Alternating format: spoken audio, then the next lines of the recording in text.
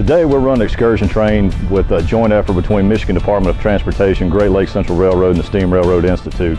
The main objective for today was to show the people of Howell, and we're hoping a lot of people from Washtenaw and Livingston County came out where the proposed commuter service would take place, running from Howell to Ann Arbor. Today we wanted to show it in process, and that it is tangible. This can happen.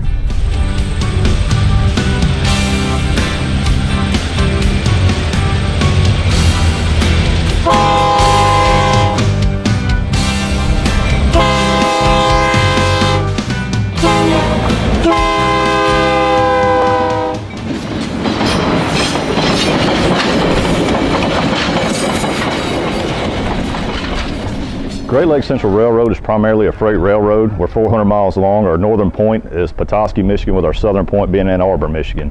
If you could quantify us into one type of car we mainly haul, we're a hopper railroad. Our biggest shipments every year is grain coming out of the grain belt of Michigan. We service 4 grain elevators, handling anywhere from single cars all the way up to 90-car unit trains. We have a track department and a car shop department along with locomotive department. We maintain all of our own equipment, from our hopper cars to our locomotives, which I'm standing on right now. We also have a commuter shop that was very instrumental, and the ones who built all these cars that we're using for the display today, the display and the excursion. Michigan DOT contracted us to build or rebuild 23 cars which will formerly run in the metro system out of Chicago.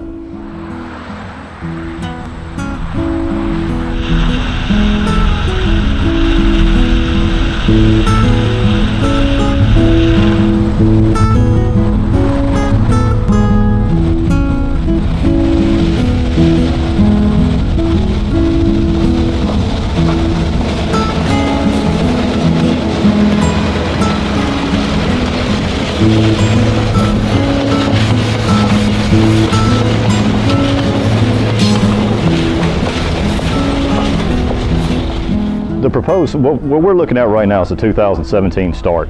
That's broad because that's a year, but there are a lot of things that have to go into it, such as environmental impact studies, feasibility analysis, ridership. It takes the support of all the communities that this train will operate in, and that's our biggest burden to carry right now. Of course, there are federal laws that we all have to hit in each railroad.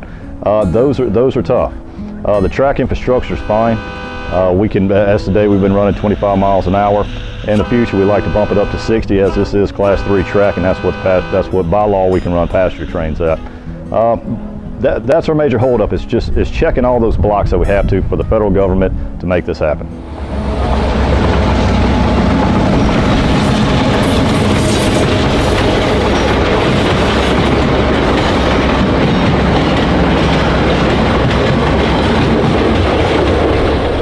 Once we signed the contract with MDOT, we immediately went to work refurbishing these cars. These cars were run in the metro system till the day we received them. Michigan DOT came to us and said we want them to look a little bit better than they did. They were the typical old metro colors. If anyone who's ridden Chicago Metro has seen them, it's brown. The interiors are brown, the outside stainless, and that's it. So what we did is we went inside, and MDOT and Great Lakes Central Railroad both had consultants come in to say, what can we do to make this car a little bit more appealing to the public? It was a full tear down on the inside down to the walls. We repainted everything. We installed new seats made by American Seating out of Grand Rapids. And we really focused heavy on ADA compliancy. Ann Arbor had an ADA group that's worked with us continuously. And just when we thought we had the perfect car, the ADA groups came in, they helped us understand this is what we need to accomplish this. The wiring system was completely revamped. Some of the old equipment remains, but majority of things, if they were tested and if they even tried to fail, it was automatically replaced. The truck system was completely rebuilt on these cars. In the industry, you wanted to decelerate at 1 mile per hour per second. We tested these cars on the east-west corridor, and we managed to decelerate at 2 miles per hour per second, so we doubled the industry standard. The truck overhaul was probably one of the biggest parts, and the great thing about this project is MDOT put it on us, do it with Michigan material. And we did everything on these cars, and I believe it was 2/3 of all money spent was spent right here in our state. The only thing that we spent out of state was truck systems to have them rebuilt because no one in the state of Michigan did it. So that was a big thumbs up for Great Lakes Central and for Michigan DOT to take this money and put it back into our state.